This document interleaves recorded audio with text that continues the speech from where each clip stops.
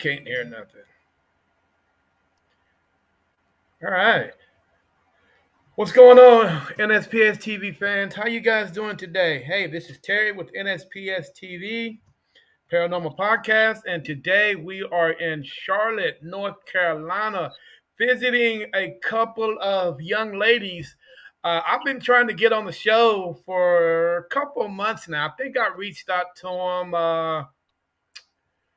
about 2 months ago. Hey, and I understand you guys are busy, you got things going on, but you know what? Let's forget all that. They're here now. Ladies, please introduce yourselves. Go ahead. Hey, Terry, I'm Tina McSwain, and I'm the founder and director of the Charlotte Area Paranormal Society. And Terry, my name is Susan Dixon, and I have been with Tina for several years with CAPS. I'm a special investigator, and I do a little bit of what I call what I call myself again. I don't know. I help her out when I can. Hey, one thing I do know about paranormal investigators, we all need help.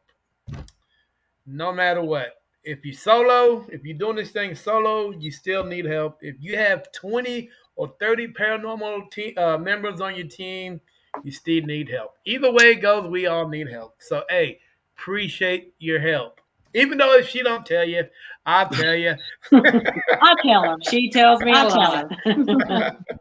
Okay, hey, tell the world a little bit about Charlotte Area Paranormal Society. We founded Charlotte Area Paranormal Society in 2005, and actually Susan was one of our founding members. We had started out in a couple of groups back then before 2005, and for one reason or another, those groups kind of went by the wayside. And we wanted a more scientific-based research society, so I formed CAPS, and Susan was one of my very first members. We, of course, help people in North and South Carolina with any hauntings they may be experiencing, as well as we travel the country and the world, actually, for paranormal fun. We've been to, Waverly Hills and some of the more, infamous haunted locations in the States. We've also gone across the pond and done some investigating. We went to Ireland and done the Lep Castle, as well as some other castles in Ireland. Wow. You guys went across the pond. Man, that is, I can't wait to get into that. That should be very interesting. How many members do you have on your team? We have about 15 active members and 2 researchers. Wow. How do you keep up with all the different personalities and attitudes? We have become, over the years, we've really become friends. As I said, the team was founded in 2005, so here we are 17 years later, and we do a lot of team building things other than paranormal. I mean, we've gone to movies, or we've gone and done gone to a play, just done different things that are team building activities. We've got axe throwing on the agenda coming up at some point. They probably won't let me come to that one. That is cool. I mean, it's good that you guys have that constant bonding, and family, that family based, because there's a lot of teams out there that, the minute you come into an investigation, and after you investigate, you go your separate ways. So the only thing that's keeping you guys together is actual that we are a part of an organization, and that's it. So there's really not no bonding, hanging out, getting to know each other, spending time with you like your families.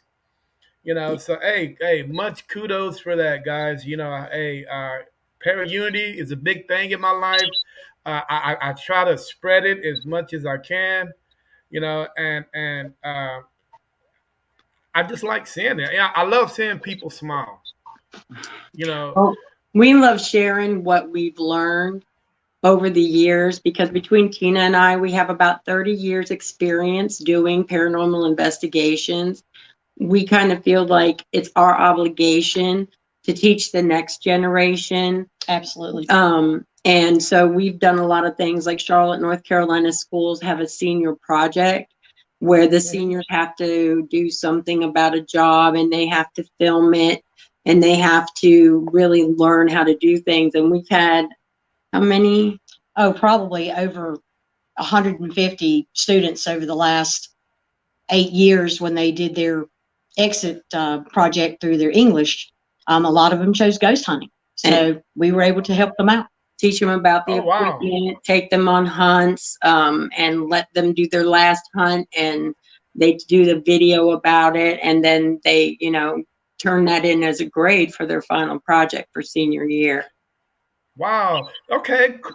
That is pretty cool. Well, let me ask you a question. What is your success rate on kids like that actually becoming paranormal investigators that actually want to do this actually for a living? We had one young lady who attended this North Carolina, University of North Carolina here at Charlotte, and did her program with us prior to entering college. She is a local, so she ended up joining us, and she is our youngest member. She's now about 22, 23, out of college, and has, become one of our, valued team members herself. Now, as far as the other kids, they were high school kids in the area, but they've gone on to different colleges around the country, and gone on to have lives and jobs and that kind of thing. But out of everybody that we did help, we did get a good one, that joined Okay. us. Now, one of the questions that I have for you, you just actually brought it up. So I'm going to ask you the question. What do you think about this generation of paranormal investigators that are popping up now compared to when we were their age, and uh, and uh, just kind of, things were different back then, with us compared with them now. What do you think the difference is between the two? I like some of what they're doing. I mean, I love that they're really getting into the new technology and really working on that. The advent of YouTube has been really cool for me. I love seeing those videos, but I also see a lot of fakery going on. And I'm kind of the opinion that unless you feel it, unless you see it, unless you experience the paranormal, you can debunk anything. I watch the YouTube videos, I watch the top fives, and I watch different shows because I just find them fascinating, and I like to use them for my debunking skills. And you see some of these ones and you're like, just, oh, that is just so blatantly photoshopped or whatever. But there are certain ones, there are certain groups of these young people that are really getting out there and using this technology, and it's very exciting. And I see so much potential for them to go so much further than we were able to go with what we had when we started out. Because I mean, we had SLR cameras and our wits, Yeah. I mean, I actually had, when I started, I had a camera that took, pictures that needed to be developed. I mean, it was like just, the technology back then was not what it is today. I mean, we didn't have, like an SLS camera back then, or, Exactly. or a PSP 7 or PSP 11 spirit box. I can't see these kids now waiting, a week for their photos to come back to see if they caught anything. It would be Right. maddening to them because they're so used to having it right now. Yeah, today's world is almost instantaneous, and a lot of the young folks in the paranormal field, have become really influencers. So I think that as time progressed from back then. I mean, I started prior to 1999, and there was no ghost shows. There was nothing to help me. I had to start out reading books, and Right. learn what, you know, by reading and interviewing different folks in the community and getting their impression on the afterlife and ghost and what was a ghost and things like that. Today we could look it all up at just a you know push of a button and have a lot of our answers right then and there. Yes, ma'am, you sure can. Are you guys, I am posting comments on the board. Are you guys able to see those comments by chance? They're kind of small. That's why I put my glasses back on. I was trying to see Okay. it. Yeah, like that one there. Yeah, that's true about that. And something that, because sometimes we teach ghost hunting to groups and things, like when you were contacting us in October, getting a hold of us to do anything in October is a big no. We're not going to be able to do it because Right. our Octobers are booked up. And I happened to be doing something in October. I went down to the York County Library in Rock Hill, South Carolina, Mm-hmm. and I was teaching a group of teenagers about paranormal investigation. And it was just an informal thing. But the one thing I always try to stress is this isn't TV. You're not going to have a thrill a minute. You're not, Right. 9 times out of 10, you're sitting in a dark room bored out of your mind for hours. And then the next good treat you get is to sit, if you've got 8 cameras and you have 10 hours of footage, that's 80 hours you have to watch in real time a video that's probably just as boring as you were sitting in the building watching.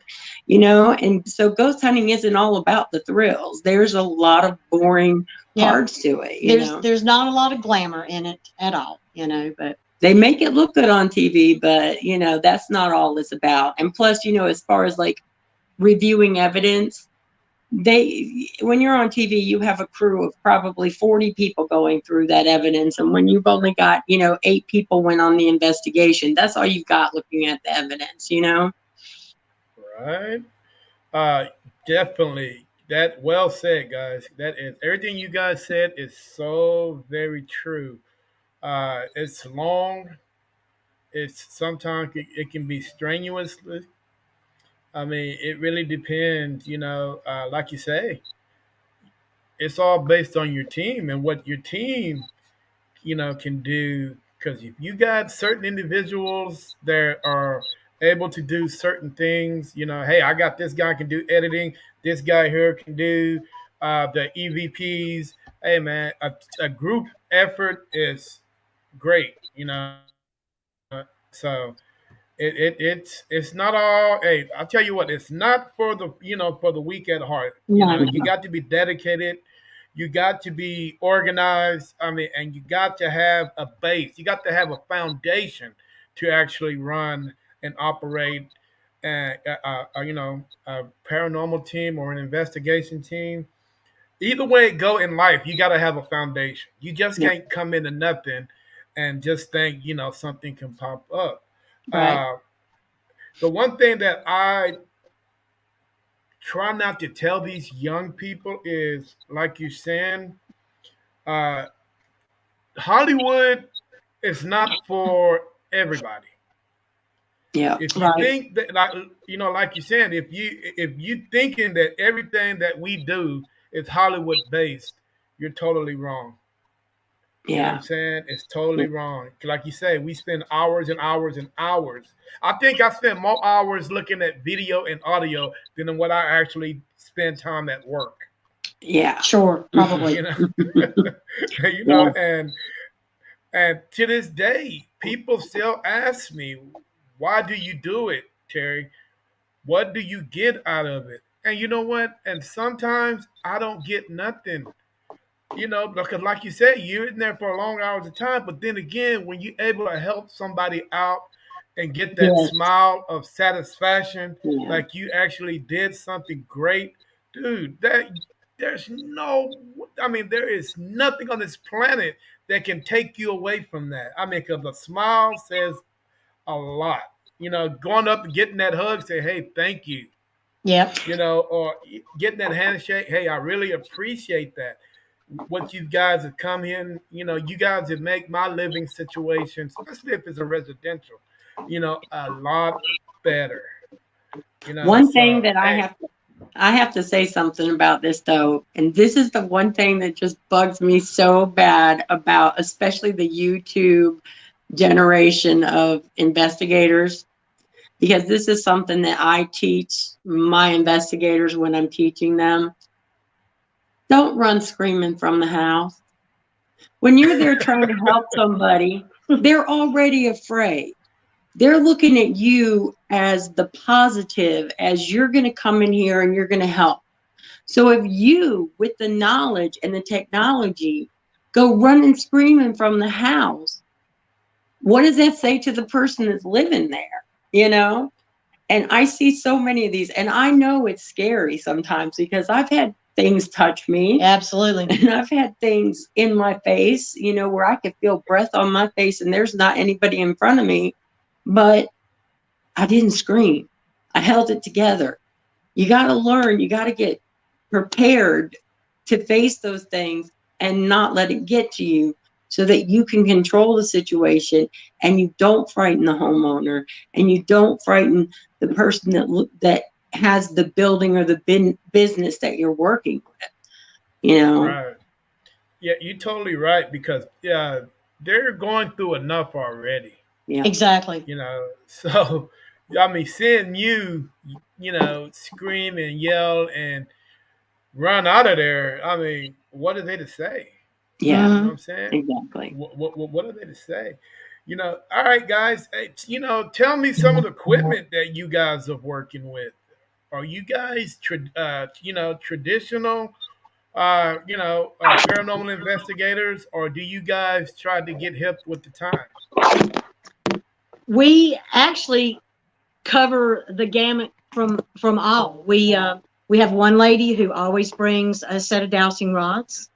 I myself have a pendulum that I've set up on a stand so as not to have any, of my human influence or maybe a movement in my hand. It's set up on a stand right by itself. We go from that all the way up to the most modern technology out there right now. We have three members who have SLS cameras. We have a lot of the ghost boxes. We have two FLIR thermal imaging cameras. So we run the gamut from back in the day of divining rods up to the most recent you know invention out there for paranormal investigators. Okay, cool. Now, I'm more of an old school guy, and I know that I'm going to bring up a TV show that's probably before y'all's time. You know, uh, I doubt it. and yeah, well, I don't know. We're gonna see. Kind of before you guys' time here. It's a late '70s TV show, Okay. and I just recently bought two of these cassette players. Now, these cassette players are the old school, cassette player. It's the kind that you put the tape in and you Mhm. press the two buttons and you record. And I found out, dude, that thing there is way more better than the the audio recorders that we have today. Yeah. Yeah. And I wa- and, I was watching Kolchak one day, like I said, before your time. No, no. Kolchak was one of my favorite shows. It was actually one of my favorite shows. He used to have that tape recorder to his side, had that hat on, and all. Dude, I wish the guy would change his jacket because he always had that damn tan jacket on, or that brown Yes, jacket. yes, yes.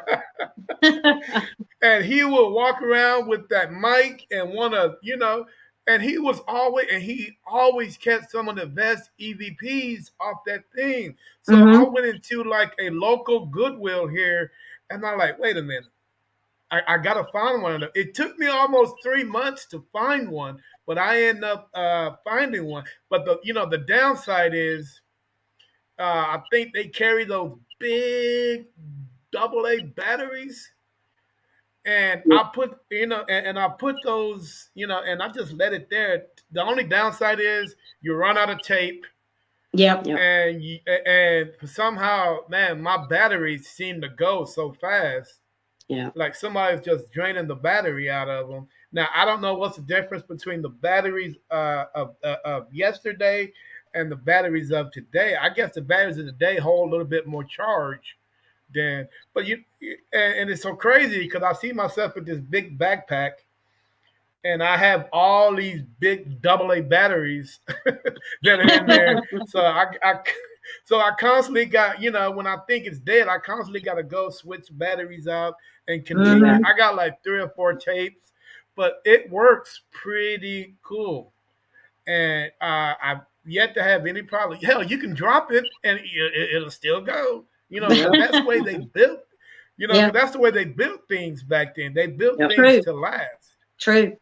So yeah, I mean, I've had so much success on using that. All right, hey, tell me, guys, about the community. You guys live in Charlotte, right? We Yep. do. All right, tell me about Charlotte a little bit. Tell me a little bit about that city. Okay. Well, Charlotte back was founded in about 1790. Okay. About 1793, if I'm not mistaken, we had one of the U.S. mints here. So there was a slight little gold rush in Charlotte. Um, there supposedly, I mean, I know there are tunnels still under our modern city today that actually Hmm. we would love to get into, because we've heard they're haunted. But of course, they're closed now. The city's closed them up and, made sure that it's safe. Nobody can wander around down there. But, we did have a slight little gold rush, in the day. And then we had a little bit of a history with the Revolutionary War. Cornwallis did come through the area. We weren't that, far removed from the Civil War. We didn't have any really major battles in our area. And then, we continue to come forward. Today, we are a large banking community, large banking center. We have your, uptown, as they call it, with all our modern skyscrapers. We have urban areas. And as you get a little bit further out from Charlotte, we still have a few rural areas, but, those are few and far between now. One thing about Okay. Charlotte is we do tend to want to knock down our historic buildings and build something else, which I am not a fan of. I love history. I love the historical buildings. As a matter of fact, we Hmm. work with a property here in Charlotte. It's called Historic Rosedale, and it was actually built in 1815. And we have been a partner with Rosedale for about 15 years now. And yes, they are probably Charlotte's most haunted home. And we will do fundraisers for them. Every October, we hold public investigations, and all proceeds from that goes to the restoration efforts at Rosedale. We do a lot of that type work, not just here in Charlotte, but also in other cities around us.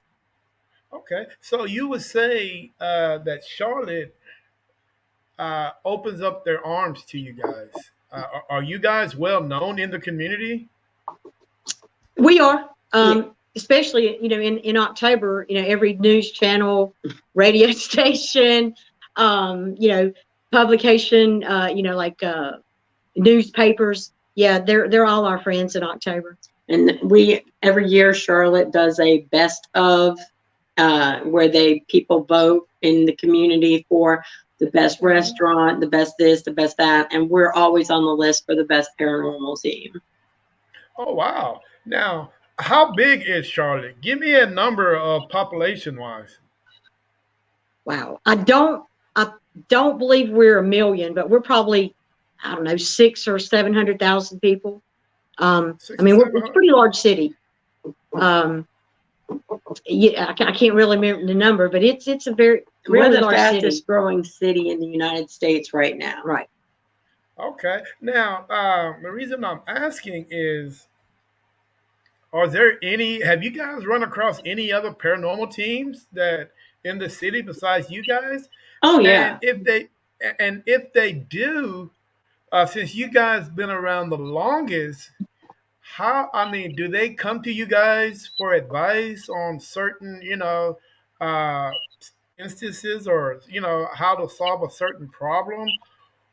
Sure. If we get phone calls, if somebody's run into something negative or malicious or very, very strong entity, a lot of times we will get a phone call for either assistance, answering questions, or up to taking the case over ourselves if someone feels like it's beyond them. And I think that's a Beyond. great thing, for a paranormal team to do. If it's above your head, then find some help for your client that can be trusted.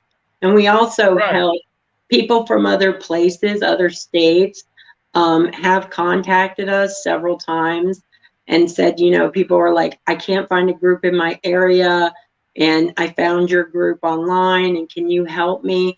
And I have done the research and found a team with our same core values for them in their area and directed them towards them, and set them up so they could find an investigator in their area.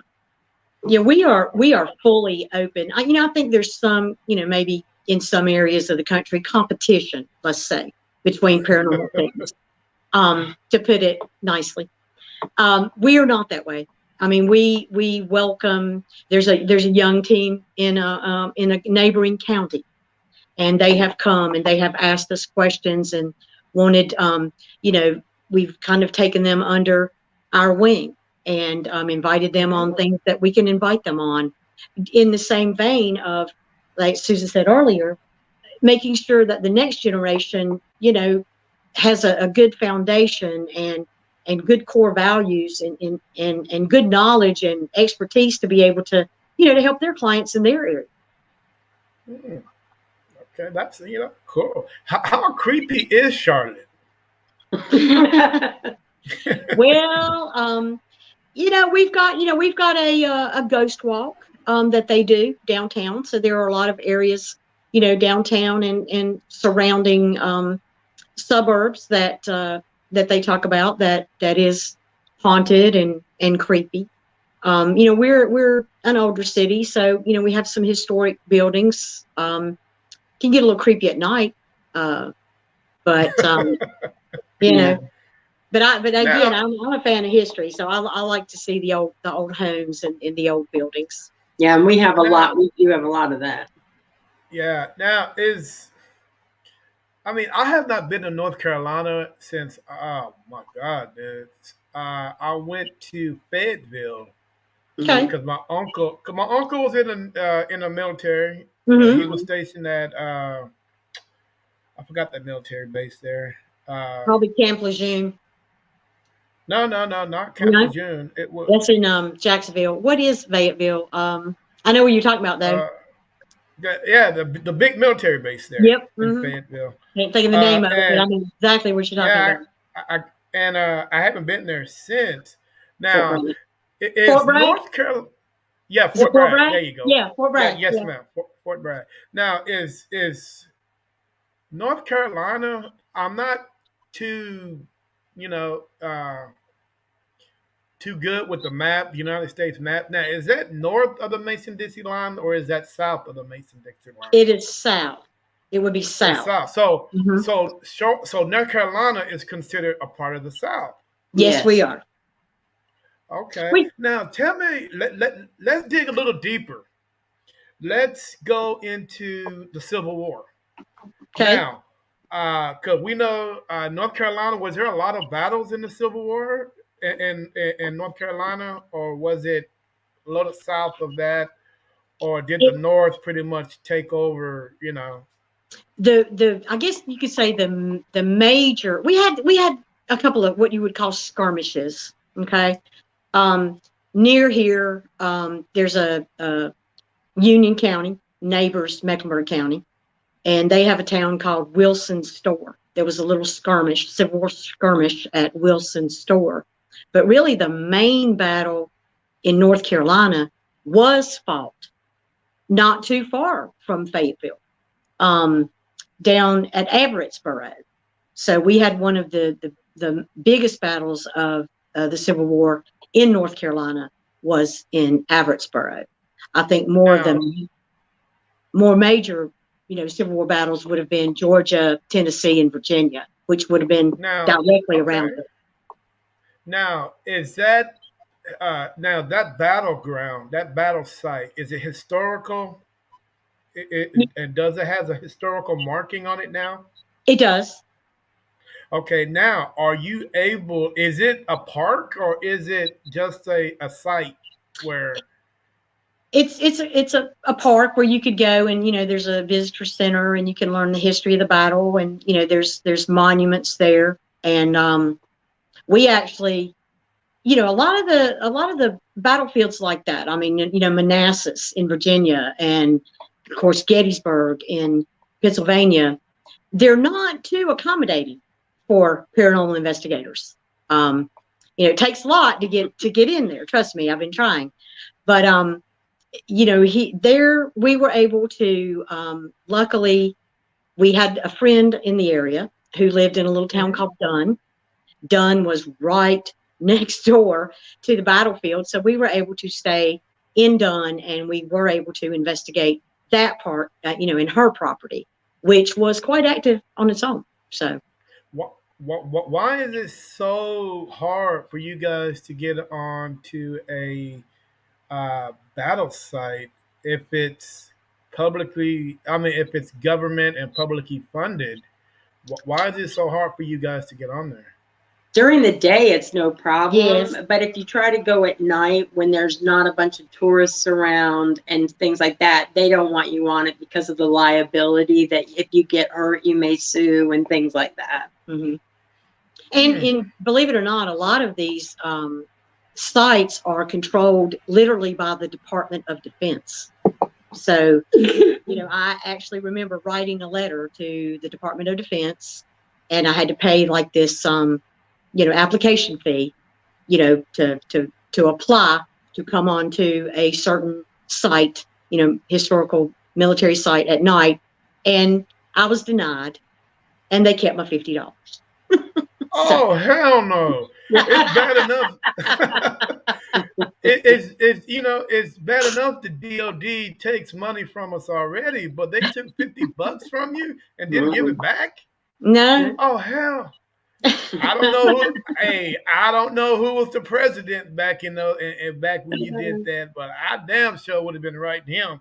Hey, $50, give me back my damn money. But that that's is it. so. Or at That least, that or is at least let me on the site at night for a couple of hours to see if I see it or find anything. exactly. But I really don't see what the hubbub's about. I don't either. If you think it. Well, here's the question: am I not a liability during the day? Yes, there you go. Good point. I Good point. mean, am I not? I don't understand that. I can fall. I can do the same thing during the day and sue you Yep. hmm or whatever. That I'm not saying that I would do that, but you know Mm. what? That's just a It, risk it's that possible. everybody has to take. Yep. Yep. It's crazy. All right, tell me, are you guys even close to the Appalachian Mountains, Oh yeah. Yeah, we or are. that? Okay,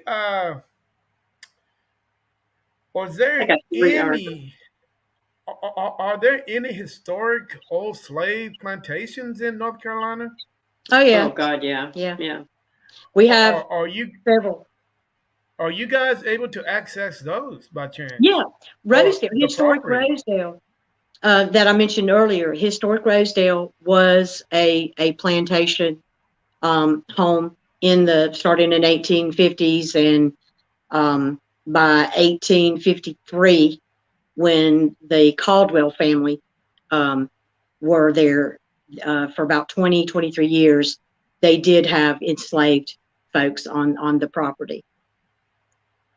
And we've Hmm. done some work in some cemeteries, and we've helped locate because down here in South Carolina, the slaves weren't allowed to be buried inside the cemeteries. They were buried outside of the cemeteries because it wasn't consecrated ground. So we've worked with some groups and found where the slaves were buried. And in one particular instance, several churches came together, and they all went out and blessed and consecrated the ground where the slaves were buried, so that they would be buried on consecrated ground. It was really beautiful, and we were really happy that they finally did that. Hmm. Oh wow, that's cool. I mean, because a lot of people, I mean, a lot of states wouldn't even waste their time with that. No. No. Yeah. So, hey, so whoever did that, tell them I said thank you. Absolutely, we will. Who? Wow. One of my biggest, well, I'll take it back. The one of the things that my team don't like is because I like cemeteries. I love cemeteries. Oh, They get mad at me because every time I turn around, I'm headed to a cemetery. But around here, you can go up the block and you will run into a cemetery that's owned by a family or something. And it's pretty crazy because Texas is so big. Everybody owned a part of it. So if your yeah. family lived in, let's say John Pfluger, the Pflugerville, Texas is named after John Pfluger. Now he Okay. founded the town and everything. So his family cemetery sits smacks down in the middle of the town. Mm. Believe it or not, it's Yeah. right there. We So you're actually, able. yeah, we Go actually ahead. have one in Charlotte. It's downtown Charlotte. It's called Settlers Cemetery, and it's one of the oldest that we have, and it is literally ringed by our modern skyscrapers today. It's almost Oh like wow. New York has its Central Park.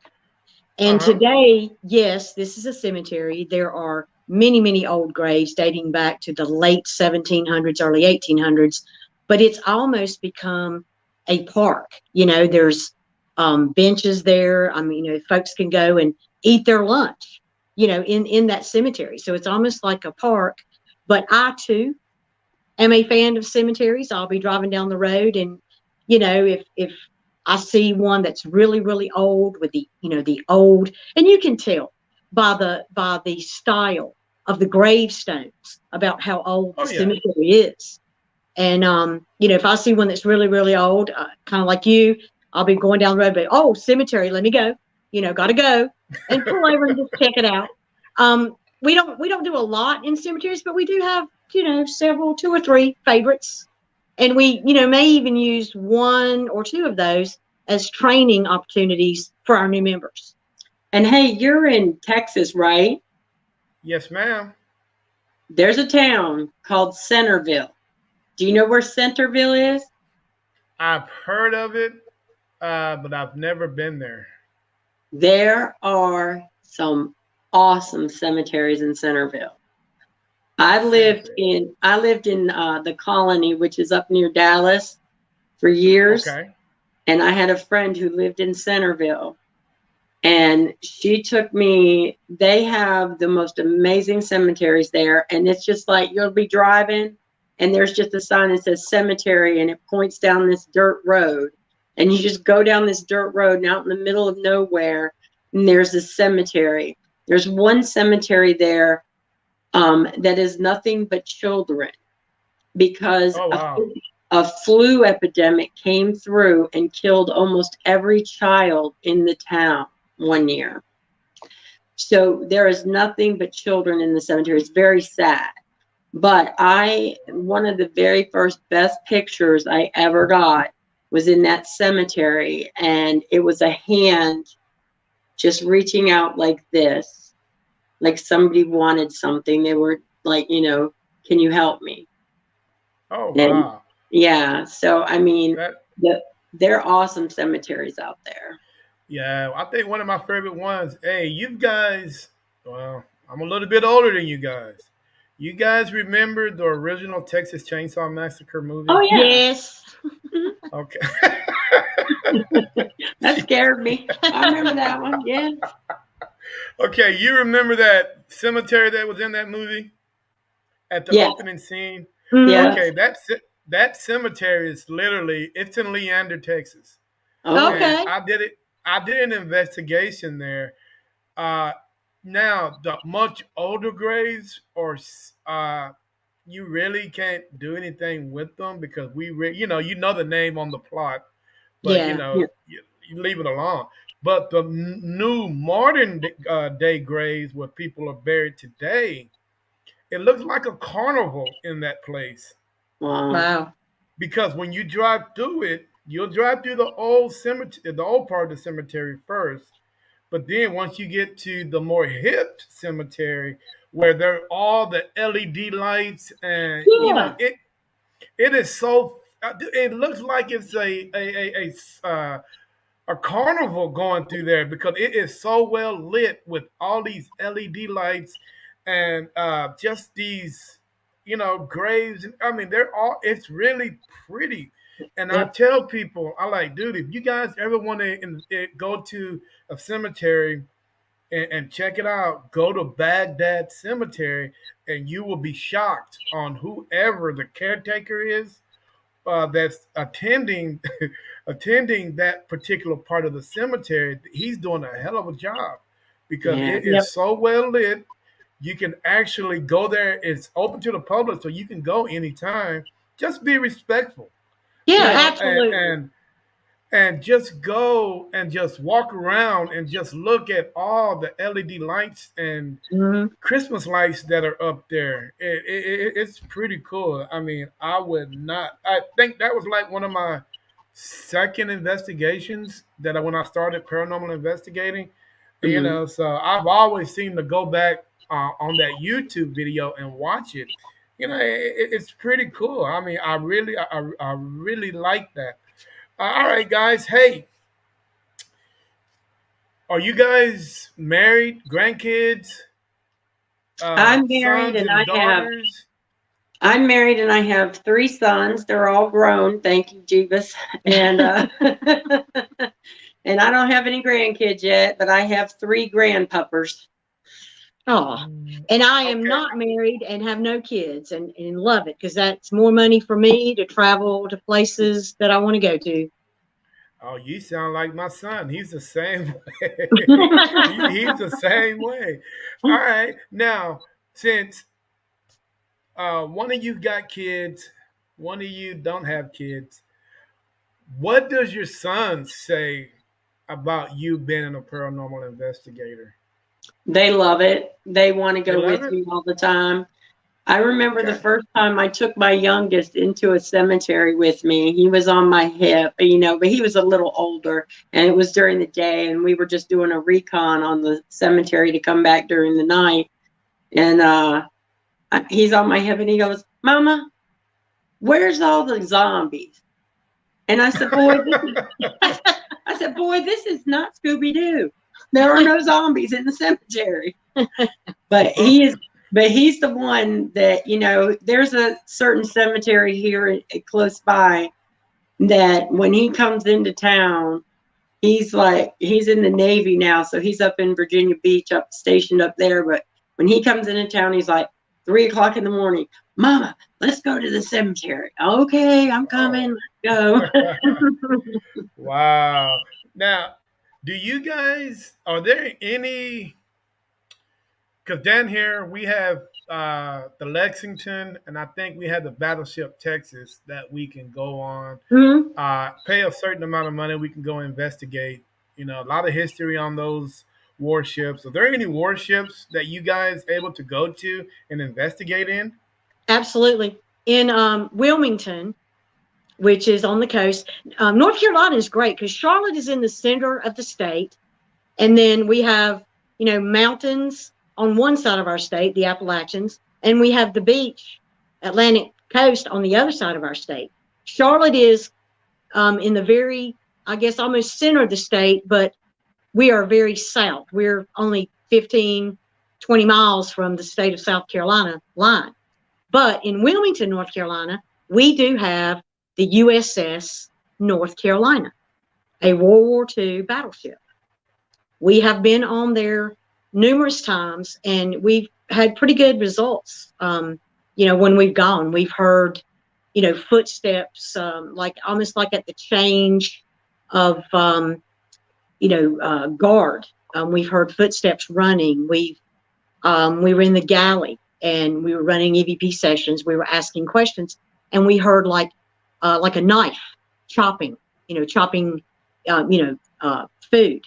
And we've actually Hmm. gotten some pictures, a couple of pictures out of there that, proved interesting. Always been an enjoyable time when we went. And there's one picture I took, and no matter which side of the argument of orbs you land on, I actually tracked an orb with my camera in the medical area, and like the medical door to the office is closed and you can't go in. But this orb came from like the hallway where we were standing, and it went in front of us, and it went actually through the door and into the office, the medical office. Oh wow, Yeah. interesting, Mm-hmm. interesting indeed. Um, you guys, if you guys was to, because I know you guys go across the pond, and we'll get to that in a minute. Where else in North Carolina, if I was to come there, wh- where would you guys send me to investigate? Mm. Well, we would probably send you to some of the historical properties that we help support. There's a property called Hugh Torrance House and Store, and it's in Huntersville. Huntersville's about 20 miles north of Charlotte. It was built in Hmm. 1790. And so we have gotten a lot of EVP out of there. We've gotten a lot of hits on our SLS cameras, very interesting hits on the SLS cameras. That would be one place I'd take you. Another place I'd take you would be Rosedale, historic Rosedale from 1815.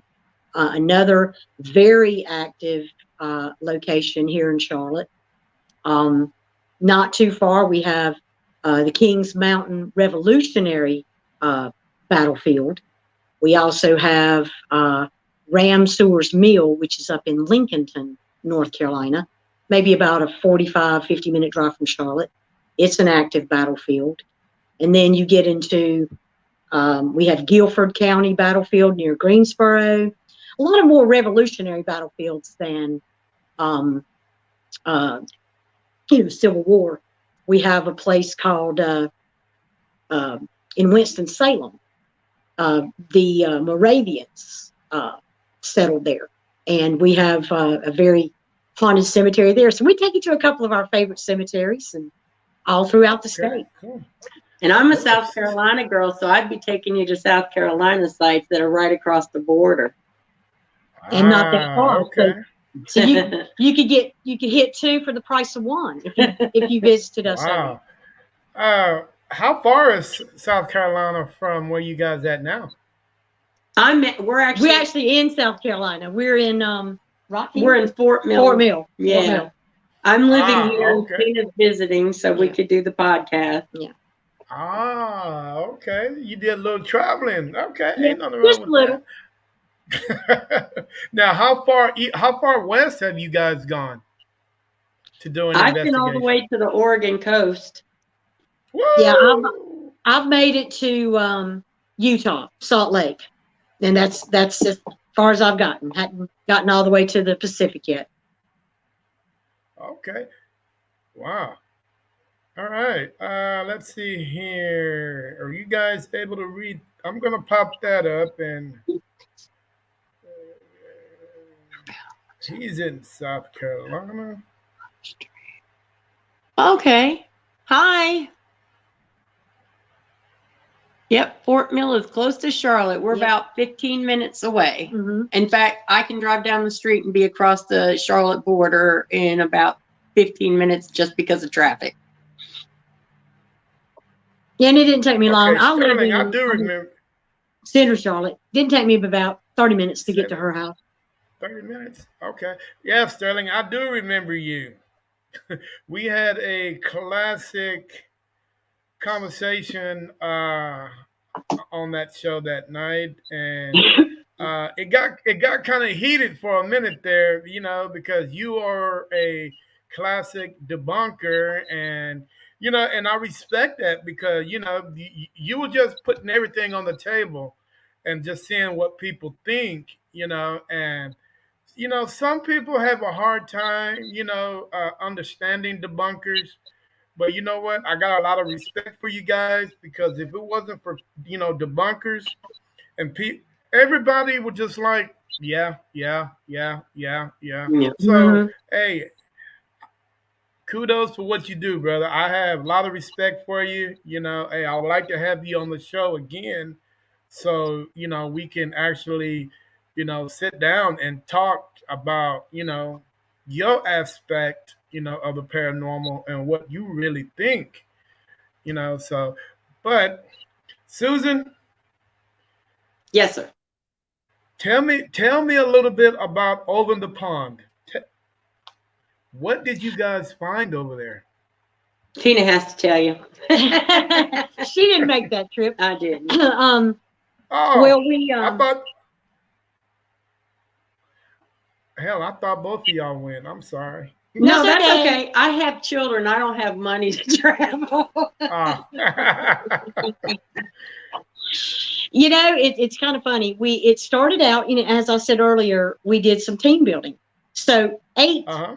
of our members went. It was 8 of us that went, and that was kind of a team building thing. One day we were like, oh wow, this certain travel site is offering this package to go to Ireland. And we were like, okay, well, I'm going to go. Well, then somebody, well, I want to go. Well, I want to go. Well, I want to go. So the next thing you know, 8 of our team members have gone. Well, we're on Facebook. We're Caps NC on Facebook, and we have friends in England, Ireland, Scotland that we correspond back and forth with. So we let a Hmm. couple of teams know that we were coming for this trip. So we were actually able to go to Lep Castle and investigate it for a little bit. Lep has this story about an elemental is supposed to inhabit the grounds and the castle. Now we didn't see the elemental, didn't have any kind of correspondence with that entity, but we did get some Hmm. things that were from other periods of history, which was, just very intriguing to us because Lep Castle was actually built in 1106. Oh wow. 1106. So, it's so old. And that was I'm a fan of history, and that was one of the greatest things that I could do was to go visit Lep Castle. Well, we joined our paranormal team friends in Ireland for a investigation over at Enniscorthy Castle, and that was on, say, let's call it the uh, right side, the east coast, let's say, of Ireland. And then we also had friends with the Cork Supernatural Society on the west coast of Ireland near Cork, and we were able to go into some of the areas over there. We investigated the Cork County Jail. They pronounce it Gael. It's Goal in Ireland. And that was a very active place. And then we were also able to go. We've been twice. We went in 2016 and then again in 2018. And we were also invited to go to a fort, like an old fort that had never been Hmm. investigated. So we've made some friends in Ireland, and we've also extended our invitation. Anytime any one of them makes it to the States, we'll be glad to show them a good paranormal time as well. But Oh, just love cool. it. And the people in Ireland were just so laid back, so helpful, reminded me of being in the South. And the country is just beautiful and green. Would love Oh, to I go. bet.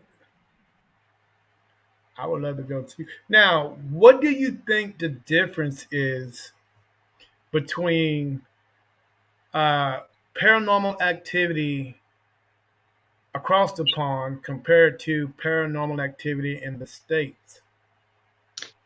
first thing that comes to mind is, of course, they're a lot older. Their records and their record keeping and their history, is right there in front of you. A lot of their history is still standing today, as in Lep Castle is, built in 1106. We don't have anything that old in this country. I mean, if you think about it, the United States came into existence, in 1775, basically. So we don't have the older homes like they do. So our history is not as long. But I also think, and Susan could probably speak to this as well, I think there are more non-human entities that are talked about in Europe. The fairies, or the elves of Iceland, or the gnomes in Germany. Trolls, yes. Those type entities, even in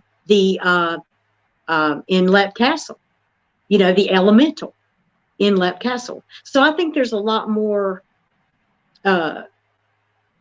maybe even not necessarily sightings, but just a lot more folklore that could turn into blaming of these type entities, for certain things. Like in Iceland, you wouldn't want to build a road, let's say, or do construction on elf properties, because your construction equipment may cease to work, or maybe the key goes missing, or something like that. So I think there's a more of a belief in those type entities there than here. It's something I think about, and my husband and I have discussed this. The history over there, it's like there have been so many horrible, bloody battles over there. And if you think about it, the grass, the trees, everything that grows over there grew from blood, and human misery. And so to me, when I see something that somebody's caught in the UK or in Ireland, to me, it kind of feels more believable, because we don't have, the United States has seen a lot of bloodshed, but not everywhere, Right. Not the West had some, but there's probably still places that it's pristine and it's only ever grown out of water. But I'm pretty sure that every piece of Ireland, every piece of Scotland, every piece of the UK has been touched by blood at some point. It's a good point. Never even thought of that, but yeah. you make a good point there. Yeah, you make an excellent point. Now, you guys, you mentioned a lot about fairies, a lot of I forgot what you call those, fairies, goblins, Elementals. and elementals, and all those things over there. Now, do you think some of the things that we have here in the States, you think a lot of those are just like urban legends? Somebody will bring it up or say that they saw something which they really didn't see something, then they'll just carry it with it for generation and for generation for generation. Now, do you think what's actually happening or what people have saw here, do you think they're actually real, or do you just think it's an urban legend? I think it can be some of both. And I mean, even your urban legends can spring from some little kernel of truth, or some little something someone saw and maybe misinterpreted it, and it becomes, some sort of urban legend. Like we have a lot of Native American, ancestry in our location. I mean, Cherokee, North Carolina, is where the Cherokee tribe live now, and the Cherokee have many, many stories about little people, or there's a certain mountain in the area that's supposed to have some sort of serpent under it, some sort of winged serpent that is a part of the Cherokee belief, and it's supposed to be up there. They talk about different things, and even we have this mountain called Brown Mountain you've ever heard of the Brown Mountain Lights.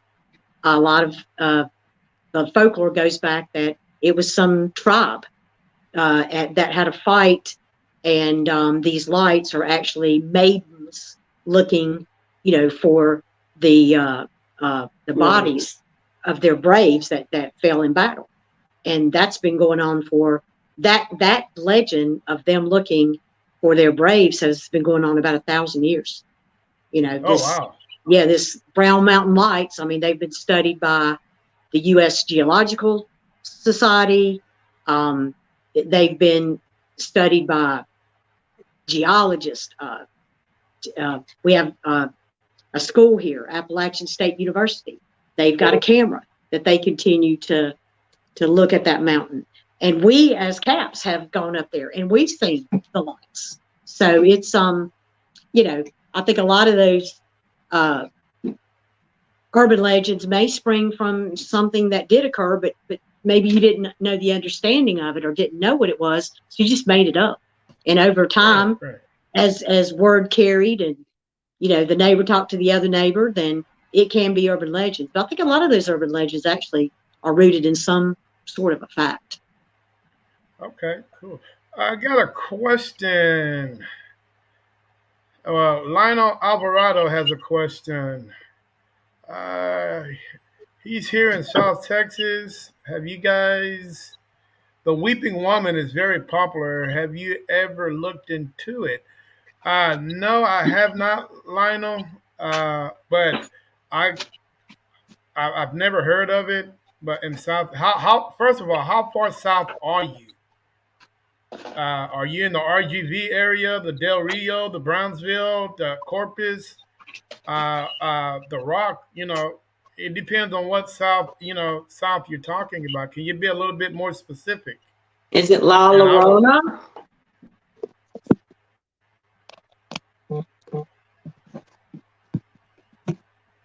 Oh, you're in Laredo, right next to Mexico.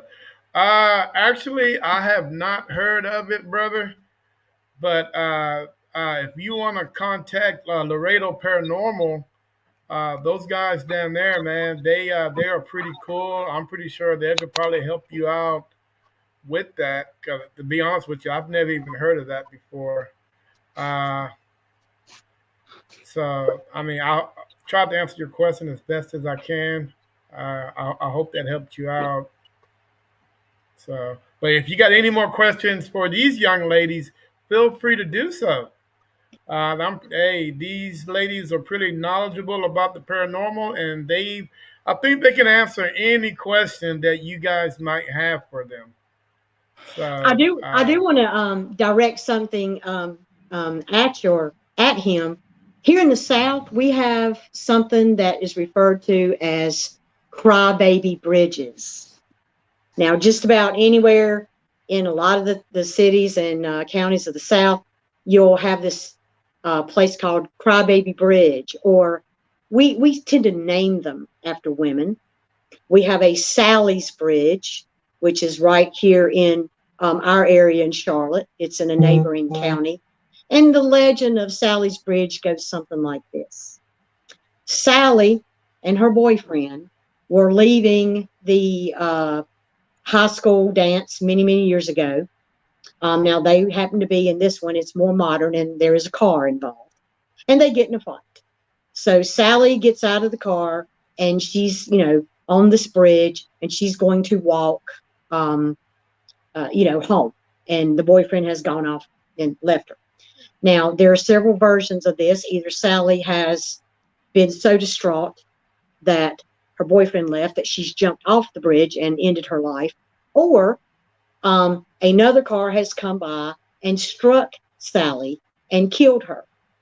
So now there's the urban legend, and a lot of areas down here have a Sally's Bridge or someone like that, where if you go to the middle of the bridge on a certain night at a certain time, let's say midnight, and you flash your lights 3 times, and you get out of the car and you run around it 3 times, and you get back in and you start to start the car, it will not start.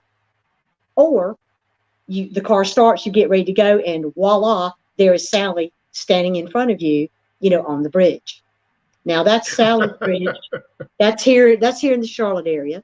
We also have a Lydia's bridge that is up in the Jamestown / High Point area of North Carolina. And last but not least, we have Helen's Bridge that is over in the Asheville, like the mountains that you were asking about, the Appalachian Mountains. It's over in the Asheville area of North Carolina. So we do have our weeping women. We just happen to name them, and we put them on a bridge. We do have one in South Carolina. It was a crybaby bridge where the story was a couple were driving too fast back in the day with their carriage, and their carriage went off the side, and the parents died, and the baby was still alive, and he cried until he died of exposure. We investigated that bridge, and we debunked it because there were river otters living under the bridge. And I don't know if you've ever heard a river otter, but they sound just like a baby crying. Yep. And so, yeah, there was urban legend about it, and we debunked it. So, and I personally, that's my favorite part about doing investigations, is being able to find the right answer. Right. Is it really paranormal, or is this something else? Yeah. So that was kind of fun for us to figure out those were river otters. And we, as investigators, I think we are, I know in our team, we all have a healthy dose of skepticism. We will debunk our own things and have, other team members look at it. We will even send it to other paranormal teams, that are friends of ours for their interpretation or what they may think this is. Because we don't want to put anything out there that we deem as, some sort of paranormal evidence when it's really not. Right, we try to look at it from all angles and, come up with any other, explanation, even the ones, that are out on the fringe of an explanation before we say, well, this is paranormal, so. Okay. All right. Hey, Mr. Alvarado, do you have another questions for these young ladies? Feel free to put it in the comments so they can see it.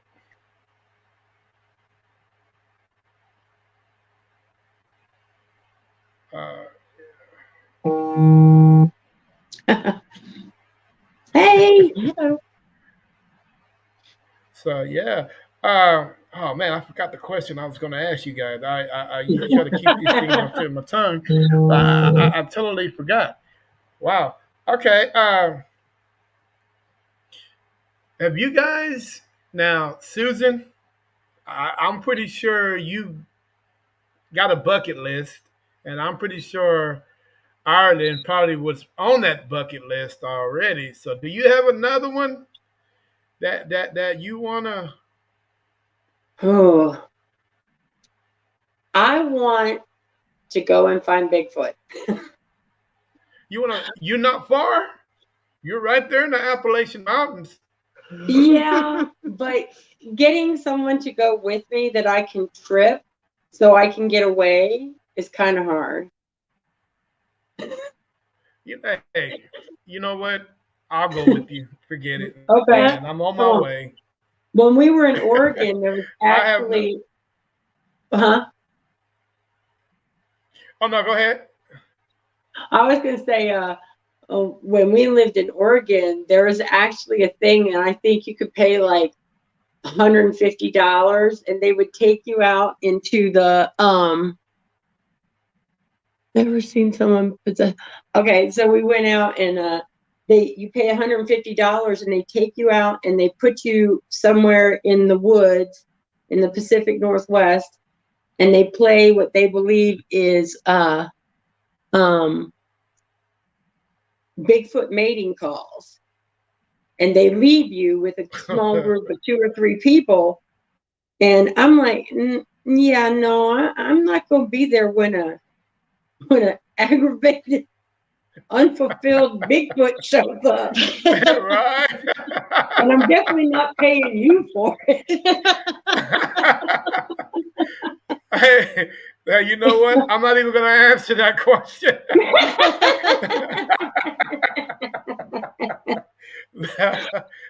Oh, boy.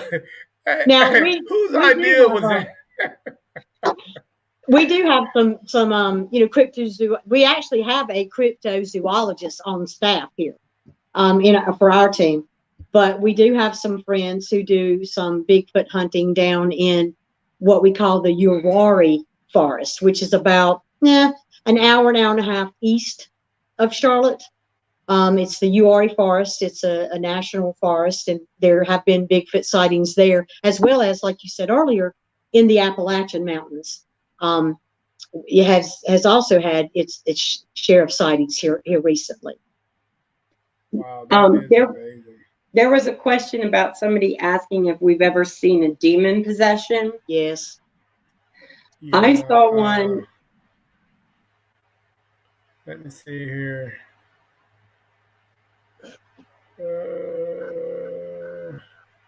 Mr. Sterling, there you go. That question right there. They've ever seen someone possessed by a demon. I have. I have as well. I years ago, before I met Tina, I investigated with a group in Florida, and we actually had a team member who shouldn't have been on the investigation in the first place. She had worked like double shifts, and I don't think she felt well. And we were doing an investigation. It was an old house that had burnt down under mysterious, circumstances. There was still one brick wall and part of a floor that was still standing that you could walk up on. And we went up there, and some things started to feel a little bit, ugly. And she just kind of slid down on the ground and started laughing. But then her laugh went from a female laugh to a male laugh. And she immediately jumped up and ran towards the railing and tried to throw herself off the railing. And we had Oh, to wow. take a couple of the guys had to physically pick her up and carry her down to the ground.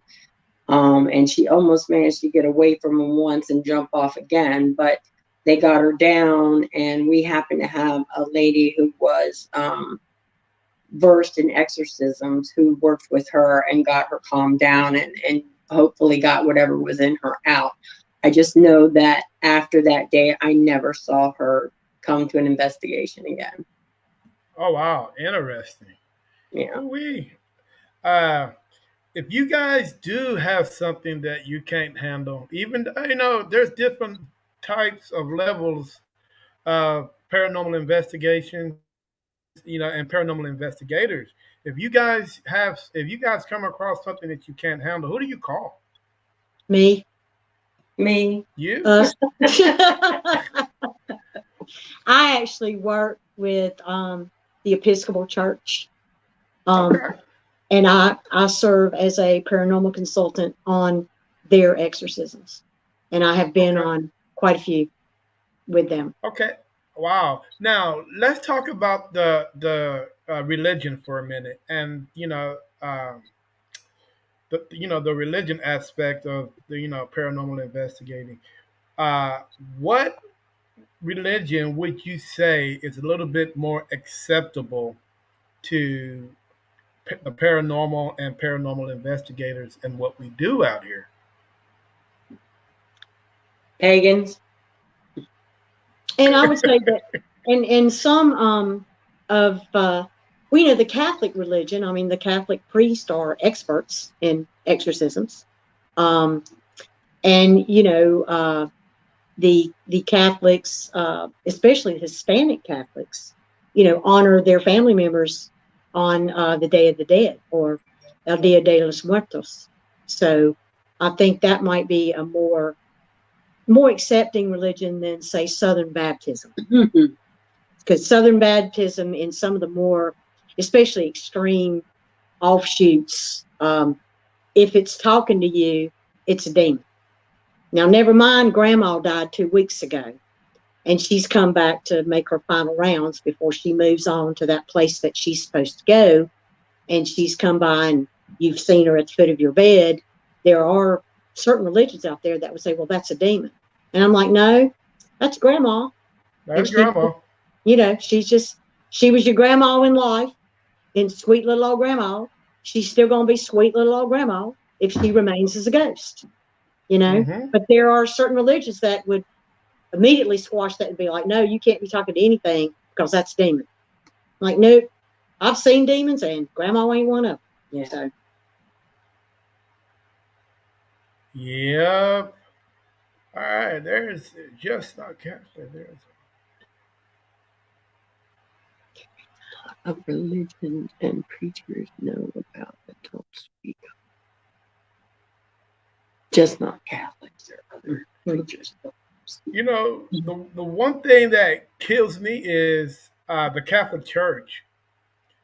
We've had a discussion uh, about this, and it really got heated at some point. And me, I'm the type of person that if I see something that's two faced, I will call you. I will call it. I will call he or she out on it. Especially if you do one thing and you say you don't do this, but turn around and do this. I mean, that's two faced to me, right? right. So the Catholic Church. What do you think about the Catholic Church? I'm One of the not Catholic. oldest. I mean, but one of the oldest religions on the planet, and they've done and seen some things that are not very good. Exactly. Exactly. I mean, one of the popes in recent years actually apologized for the Crusades. I mean, you can really not just that religion, but I mean, Jim Jones was a religious uh, icon at one point, and how many people drank purple Kool-Aid, and gave up their lives, on a Yeah. religious quest or whatever. So I think there's good and bad in all religions, and I know I don't want to get into specifics because I mean, people, that is a topic that you just don't discuss in mixed company because it's such a strong rooted feeling, Right. as a personal choice of whether you're religious or not, or which religion you follow, and not just Christianity or paganism, but you've got Buddhist, and you've got Judaism, and there's so many different religions. I mean, even to the point of you know Santeria, and some of the other uh, religions out there, and even Hunan and Voodoo. I Yeah. mean, are all related, and came from have their own religious beliefs. So But it's a personal thing. what's so crazy about it is no matter what religion you are on this planet, every one of them have acknowledged that the paranormal is real. Every last one of Yeah, them. yeah, I you're mean, right. they might not acknowledge it in public, but behind closed doors, Oh yeah, every last one of them have acknowledged. Getting back to the Catholic Church, they didn't believe in the paranormal. But what happened when the Catholic Church hears something that they couldn't explain? Who did they send out to try to figure out what was going on? They right. sent out a monk, a paranormal investigator. That's what we called now. But Yeah, back then, we were called something different. Right. right. Then go see what's going on, then report back to me. So basically, uh, they've always had their foot involved in it. Yeah. Yeah. You know what I'm saying? Since day Mm-hmm. one. Mm-hmm. Christians had their foot involved in it since day one. Mm-hmm. So for many of people to say, "Hey, I don't believe this, I don't believe that," you know, I just think everything is washed up under the damn bridge. Even though you know washed up on the bridge. Hey, we're not gonna believe in this. Come on, dude. You're the one that's folding up that book and putting it in the shelf and hiding it. because it is real. It's tagged, it's cataloged, it's written, and everything else. But it seems like society, and I always thought, society today was a little bit more hip, to let some things out. But Yeah. no, it's Mm, not. It's not the case. There's always that one person that has control over everything and say, "Well, the world is not ready for this. Yeah. yeah. The world is not ready for that." You know what I'm saying? But the Mm, question is, who is he to say what we are not ready for? absolutely. Just like if you want to go into the, extraterrestrials and the UFOs, and the United States government has, a investigating authority. The British government has an investigating authority. The Israelis, I'm sure the Russians do. Everybody has, every country has some facet, that has investigated UFOs. I personally believe in them, and I hope one day the United States finally comes up and says, "Yeah, they're here. We know." So Yeah. we'll see. And they've been here way before we even stepped foot. It can't. Oh yeah, I mean, absolutely. uh, this goes back. Some people believe in evolution. Some people believe in creation. That's a topic for. We'll talk about that another day. Now, I do believe that they were here before either we were created or came out of the water. I'm not going to say which one I think really happened because I don't know. Only thing I know, hey, when I looked up, I saw my mother and my dad. So that's all I know. That's Yep. who's the ones that created me. So, but I mean, I just think it should be left up to man on what he wants to believe in, what he wants to see, and all that stuff. All right, what is this? I'm sorry, guys. The writing is so small. Hell, even I'm having a hard time seeing it. That's talking about Jesus, or when Jesus was on Mount Sinai. So, anyway, Goes in the Bible. Hmm. yeah. So, hi, Marianne. How you doing this evening? Marianne, just want to say hello. Hello. Hi. Marianne Something. is from Moon Realms Paranormal out in Northeast Texas. Good friend of mine. We actually did an investigation. Well, I thought we were gonna do an investigation, but that's another story. But anyway, I would love to investigate her. She's a great individual, and hey, I'm ready whenever you are. I'm headed back up to Northeast Texas in a couple of weeks, so maybe we can get together and do that old. I forgot that place right there off that road we were talking about that we were talking about doing. We end up not doing it, but anyway, give me a call later. All right, guys, this is the end of the podcast where you guys should want to ask me a call. I've been asking all the questions. Would you guys like to ask me a question? How long have you been doing this? And as far as like paranormal investigation? I have been a paranormal investigator my whole life, but the only problem is I didn't have the opportunity to do it when I was a child. Mm. I was brought into it as a child because my grandmother was a big mystery about her. Some people say she was a witch.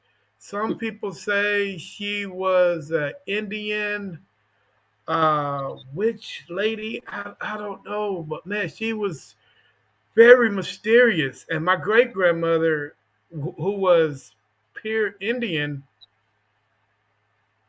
I can't even speak on it because they've Yeah. held so Mm. much.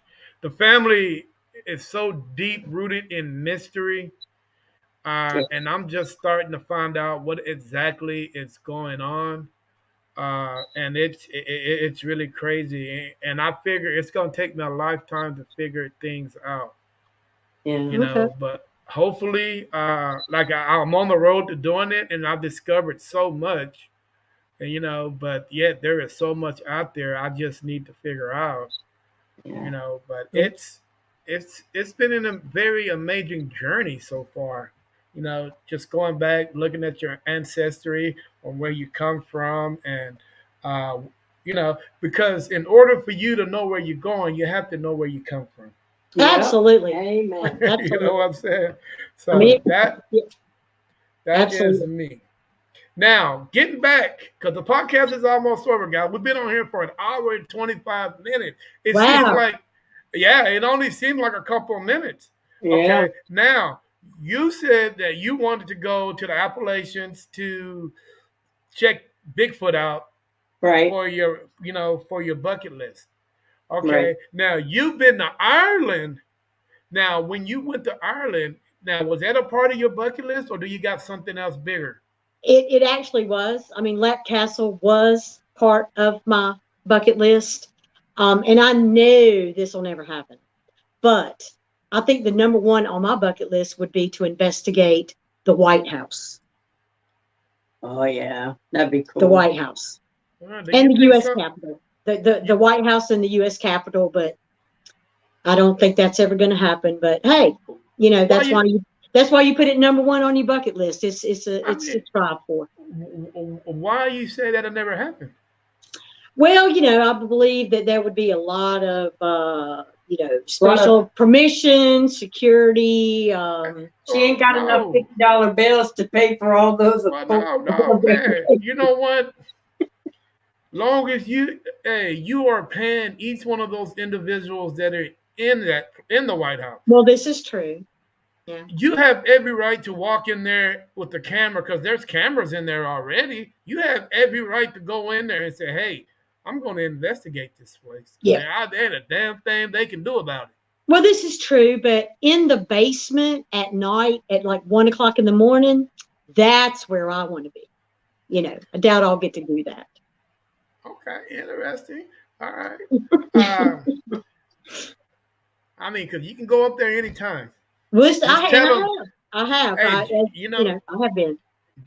just tell them Terry with NSPS TV Paranormal Podcast sent you, and they'll let you Yeah. right in. No problem. Okay. I'll drop your name the next time I head that way.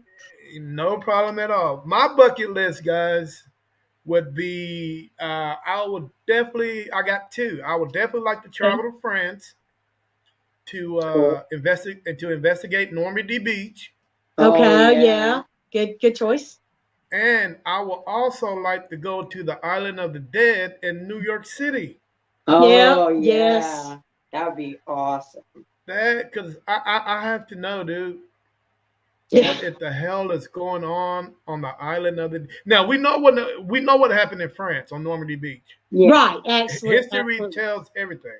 Yeah. Now the island of the dead. Here's the question that I have. Only thing I would ask one question: how many? And I won't ask the living. I have to ask the dead. How many bodies are on this island? If they Yeah. can Mhm. give me a number, I would be completely. I would just walk away from it. I wouldn't investigate it anymore. I would You're just walk done. away and say I'm done Yep. because when COVID hit and they was putting bodies there from all the unknown COVID victims, nobody was claiming. That's where they were putting the bodies. Yeah. Hmm. No matter if it was a kid, an adult, somebody's grandmother, grandfather, that's where the bodies were going if you wasn't claimed. Now, it wouldn't be right if they would have put an unknown body in a cemetery, Yeah. Yeah. because in order for this day and age, you know, people don't put bodies in cemeteries. Either you got to have a family plot there, or you get family members giving up a plot. They just don't stick unknown people into cemeteries. That Right. there's city cemeteries where they would do that, Mm. but all these bodies, thousands and thousands. We also got to remember when COVID hit, New York was the epicenter. Yes, it Yeah. was. Hmm. So where we there was dude, and what's so crazy, it was a guy on the boat who was actually taking pictures of the island and seeing all these prison people in prison uniforms actually taking these coffins off the boat and just throwing them into a mass grave. Mm-hmm. Mm. You know, so the they went back and reported to the New York Times, and the New York Times did a big article on it. Mm. And, you know, and they were like, "Is this what New York City up to now?" And they actually had the video of all these guys, and you know, I forgot what prison that was. Rikers. Yeah, it was Rikers, yeah, I Rikers. was gonna say Yeah, probably Rikers. Rikers. They were people from Rikers, man. They didn't care how these, you know, they were laying the bodies. They were just throwing them in there and just burying them up. I'm like, oh, what the hell is going on, dude? Mm. This is freaking crazy. But yeah, I would like to go because if you guys it did any history, that place was big in death already. Yeah. Mm-hmm. Yep. You know, so there was like a couple hundred bodies there in it, and now there are a couple thousands. Yeah. You know, actually, I think there's more bodies on that island there than it is in any one of the four barrows. So you can take Staten Island, the Bronx, Brooklyn, count up all those people that are living, then come back and count all these dead. I think the dead will outdo those guys easy. Probably. You know, so yeah, that is one. My two bucket list, guys. My two bucket list. I would love to go visit. Well, guys, it has been a pleasure talking to you guys.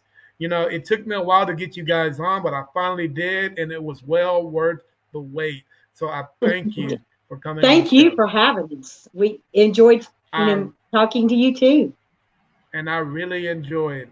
Hey, let's not be close family members. Let's remain family. If you guys ever in the state of Texas or ever in North Carolina, hey, I will Please, look you guys up. You know what I'm please saying? do. You know, You got and my if you number, guys, man. Come hunt. oh yeah, definitely. And I don't delete any numbers. I might call you tomorrow and ask you, can we have lunch? And we'll have lunch over a Zoom meeting.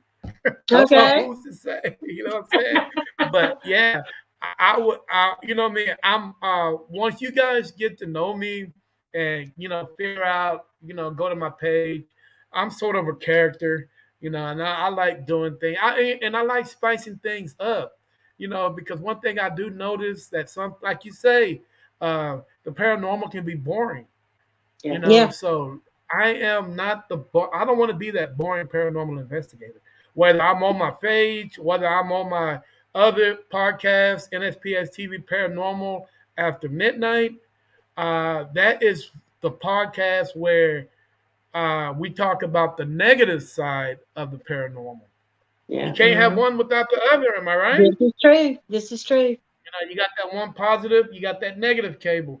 So, yeah, so that is a podcast, and I only do it for an hour on Fridays. So, if you guys have any, you know, anything that you want to talk about, just feel free to log in, uh, you know, and just ask away. You know, if it's negative or you just felt like you need to vent or talk about something, I'm there for you guys. You know what I'm All saying? Okay. right. Awesome. Good Uh, to all, know. yeah, I mean, and hey, I am, even though I love to stay positive, but it's hard to do so when there's so much negative in the world. So Yeah. somebody has to talk about it. So I'm that guy. You know what I'm Okay. saying? Hey guys, I really appreciate you guys coming on the show. Hey, I appreciate all the comments. Bill, Memphis Ghost Hunters, which is not too far from you guys. I don't know how No. too far Tennessee is from you guys. Marianne, and so on and so on. Let me see. Lionel, Sterling. Hey, I appreciate you guys coming on the show, asking these young lady questions. And you know what, guys? Hey, see, Steve, you're late. I guess better late than never. You are late, Steve. This is the end of the podcast, but I have another one coming up at 7. Hey, I hope to see you guys on there. You know, yes, sir. Smoke it. How you gonna do? Wait a minute. How you gonna smoke a pork loin and be on a podcast at the same time, Memphis? Actually, yeah. Actually, I got Memphis Ghost Hunters on the podcast at 7. So I guess he just came on just to, see what's going on. You know what I'm Well, saying? well, Lawson, Terry, thank you so much for having us. yes, I appreciate it. Hey guys, like I said, please check it out. If you guys want to share this, I will send you the link. If you can't find the link, just call me, and I will send you guys the link. So the rest of your team can see it. But in the meantime, hey guys, this is NSPS TV Paranormal signing off. See you guys in a couple of days. Hey, I'm gonna call you back, and like I said, and we're gonna have lunch. You know what I'm Okay. saying? Okay. But in the meantime, hey, you guys, hey, have a good and a blessed Saturday. Peace. All right, guys, what do you guys think about those young ladies? Hey, real knowledgeable of the paranormal. You know, I went over to Charlotte, North Carolina to hang out with them. They are some cool individuals. So if you're ever over there, go check them out. Capital Area Paranormal, or if you're in that area to investigate, feel free to contact them. They're on Facebook, where you can able to get a hold of them like I did. And I'm pretty sure they'll help you out with investigations over there in Charlotte or the North Carolina area. But anyway, hey, guys, I gotta go. I gotta get ready for tonight's podcast. I got a triple hitter. I got a triple hitter podcast tonight. So you guys come check me out. In the meantime, NSPS TV signing off. Peace.